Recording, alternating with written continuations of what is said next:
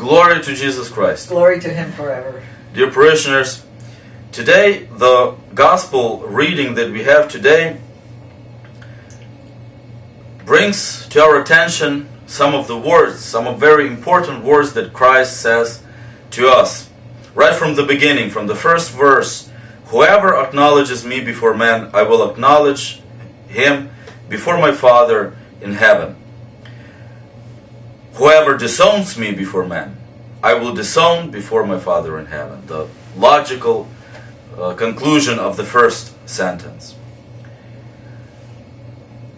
Christ asks us to acknowledge Him.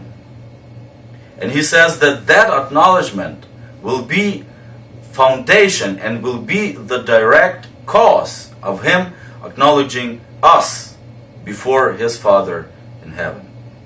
What does that mean? What do we have to do to acknowledge Christ in our lives? What does He want us to do? In our calendar today we commemorate two of the great saints of our liturgical year, Cosma and Damian. These two unmercenary healers. We have three sets of these saints throughout the year.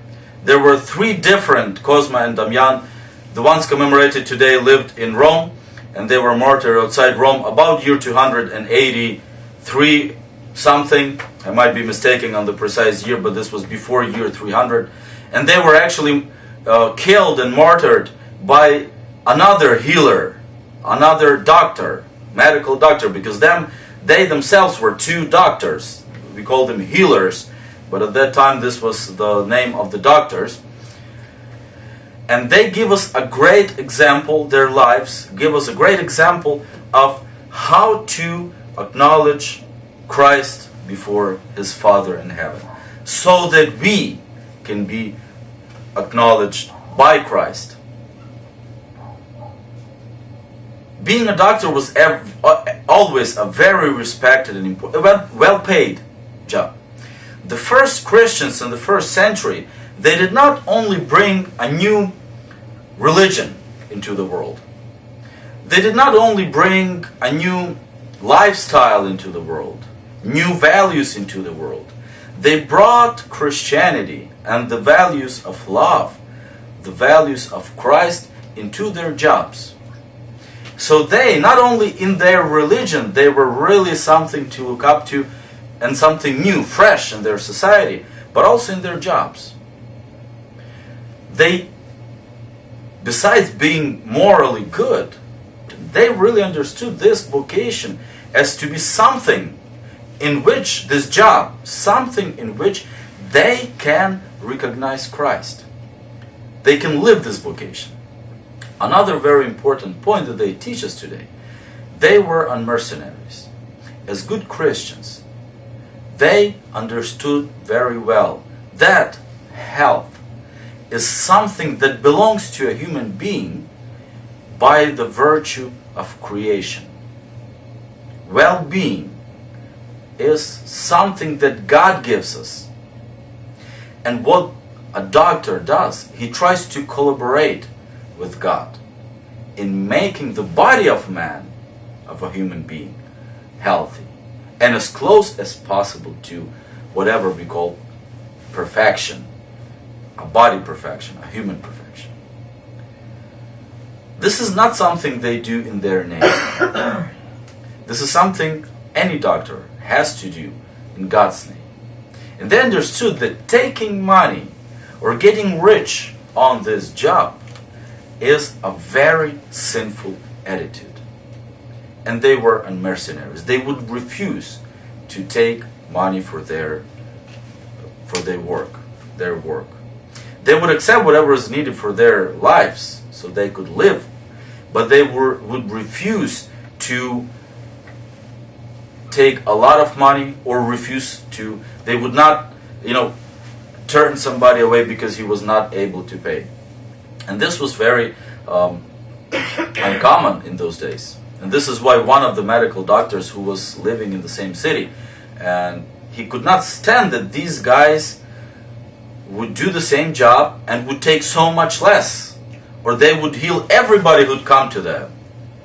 That at one point when a persecution broke on Christians, he found that they were Christians, and he just went out there and killed them, and he got himself, so to say, a point with the government because he martyred, he persecuted the Christians.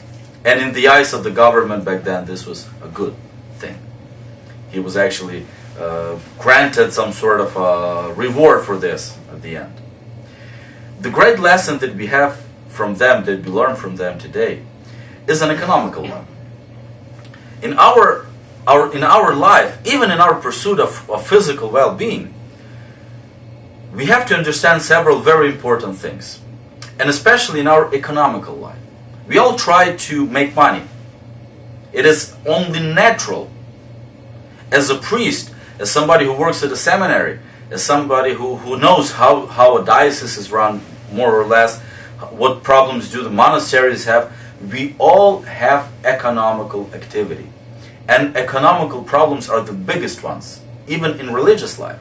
A parish has to be run, it has to make money. There is always, it's a natural somehow. In this society, in this world, it is necessary. So we have to understand that we cannot demonize financial life, money. This is something that is, it's just a way of life. It's a way of existence for everything in this world. On the other hand, there are several very important basic rules that we have to understand when we do this. First rule is that everything that we possess, and this has to be a basis of capitalism, everything that we possess is not really ours. We are given this. We have it in a, how do you say that, we loan it. This is something that is given to us to use, but this is something that does not belong to us. It's something like we take a car, we loan a car, we pay for the use of it, but it never becomes ours until we pay the loan out. The same thing applies to everything. Everything, we come into this world naked, and we go out of this world naked. Naked in material sense. We do not possess anything. So everything that we are given in this world, whether it's millions, billions of dollars, or euro, or whatever the currency is, palaces and cars and whatever our financial situation is, everything that we own is not ours. It's ours to use, but it's not ours to own. Second great rule, basic rule of economical life for a good Christian is that whatever we have, little or a lot, it's given to us for a reason. So whatever we do, however we spend this wealth, we have to understand that there has to be what Aristotle and Thomistic philosophy calls a final cause. When God created man, He gave them form and matter, body and soul. He was the author of the human being. And He gave to this creation, He gave what technically is called a final cause. It is the purpose. So whatever we have in material lives has to have a purpose. And then purposes can be different. It can serve a vain purpose, or it can serve a good purpose. So this is the second great rule of the foundation of economical life. The third great rule, and the final great rule of economical activity, explains a little bit what the purpose of our activity has to be. And this purpose, the final cause of our financial life, has to be salvation. Our own salvation in the first place, and then salvation of others, if possible. We have this saying in Ukrainian that you cannot fill a cup from an empty jar. If you want to give something, you have to have something to give in the first place. So this tells us we have to earn It is only natural. And we spend maybe most of our lives earning, making money, multiplying whatever is given to us. But we have to do this for it. It has to serve a purpose, and the first purpose of this is to be salvation. If it goes even in a small way against this purpose, then it becomes vain. It becomes damaging. It's like a tool, like a hammer that is used to construct every single thing in this world. But then somebody can decide to use it to break somebody's head open. This is only a tool, but we have to use it properly.